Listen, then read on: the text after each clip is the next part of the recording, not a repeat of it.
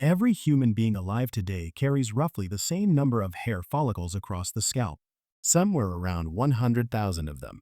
And yet line up 10 people from 10 different backgrounds, and you'll see perfectly straight strands, loose waves, springy curls, and tight coils, sometimes all within one family. So how does one species, starting from a nearly identical blueprint, end up with such a wide range of hair? It turns out the answer has almost nothing to do with hair itself. It's about heat, migration, and a genetic instruction that's been quietly rewritten in slightly different ways all over the planet for tens of thousands of years. Go back roughly 70,000 to 300,000 years to the populations living across East Africa that all modern humans descend from. And hair texture wasn't really a variable at all. The evidence points to one dominant type: dark, dense, tightly coiled. To understand why, we have to think about brains, not beauty.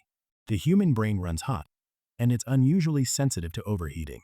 At the same time, our ancestors were doing something almost no other primate does well: running animals to exhaustion across open, sun-scorched terrain, sometimes for hours at a stretch.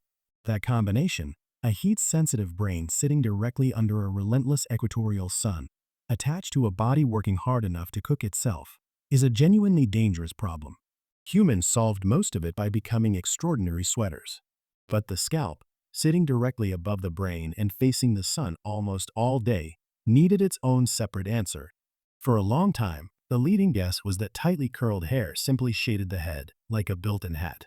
In 2023, researchers Tina Lassisi and Nina Yablonsky at Penn State, working with George Haveneth's team at Loughborough University, tested that idea properly. They built a thermal mannequin, a heat-generating model head that mimics human skin temperature, and fitted it with wigs ranging from straight to tightly coiled, then ran it under simulated equatorial sun in a climate-controlled wind tunnel. Bald outperformed straight hair, but tightly curled hair beat everything, including bald. It blocked the most solar heat from reaching the scalp while requiring the least sweat to keep the head at a safe temperature. Straight hair let in more direct radiation. Tightly curled hair created a layer of trapped air between the strands and the skin, insulating without sealing. More like standing under a loosely woven canopy than wearing a hat. Hair wasn't solving this problem alone, either. Around that same stretch of time, skin was darkening to block UV radiation. Sweat glands were multiplying across the body, and overall body shape was narrowing into the tall, long-limbed build that sheds heat efficiently. None of these changes happened as one isolated tweak. They moved together as a single interconnected cooling system, each piece covering ground the others couldn't handle alone. Curly hair over the scalp, darker pigment over the rest of the exposed skin, a leaner frame radiating heat faster than it trapped it.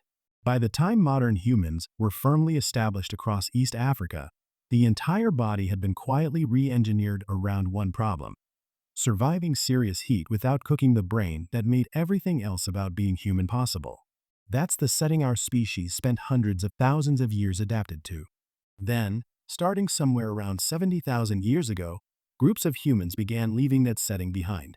As small populations pushed into the Middle East, then Europe, then deep into Asia, the problem they were solving changed completely. Blocking equatorial sun stopped being the priority. Surviving long winters, weaker sunlight, and cold, dry air became the new pressure. Natural selection doesn't preserve whatever worked for your ancestors. It responds to whatever helps you survive right now, in the specific place you happen to live. Over thousands of generations and countless small mutations, hair in these newer environments started drifting toward different shapes. Which raises the obvious question: what's actually changing, physically, to turn one texture into another? The answer sits in a structure most people never think about: the follicle, the tiny pocket under the skin each strand grows out of.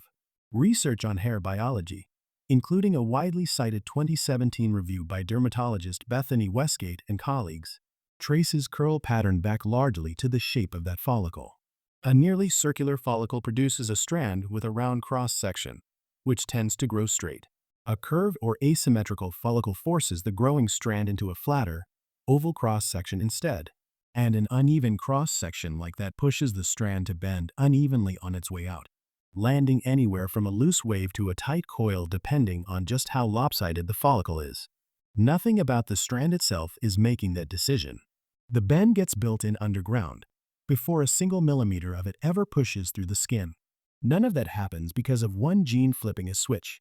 Hair texture is polygenic, built from dozens of genes working together, some shaping keratin, the structural protein hair is made of, others shaping the follicle itself.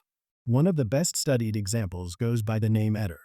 Geneticist Yana Kambarov led a team spanning Harvard, the Broad Institute, and University College London that traced one particular version of this gene, in a 2013 paper published in the journal Cell, back to an origin point in central China. Modeling put the mutation's likely age somewhere between 13,000 and 40,000 years, clustering around roughly 31,000. In people carrying it today, that variant is linked to thicker, straighter hair and noticeably denser sweat glands. It's one gene among dozens involved in texture, and it's a good example of how a single, fairly recent mutation can spread through an entire population and become the norm. Not every change like that spreads because it helps. Some spread through pure chance, a process biologists call genetic drift. Picture a small group of settlers reaching an isolated valley or island, carrying with them, purely by accident of who happened to make the journey, more of one hair texture variant than their larger home population had. Cut off and breeding mostly among themselves for enough generations, that accidental starting ratio can become the new default for the entire group. Not because it offered any advantage, just because of who was on the boat. Layer migration, local climate pressure, and pure chance on top of each other for a few thousand generations, across dozens of separated populations. And you get exactly what we see today. Not 3 or 4 neat categories, but a genuine spectrum, from bored straight to tightly coiled, with every gradient in between. 2 kids raised by the same parents can end up on opposite ends of that gradient, simply because each one drew a different hand from a very large genetic deck. Even identical twins aren't guaranteed a match.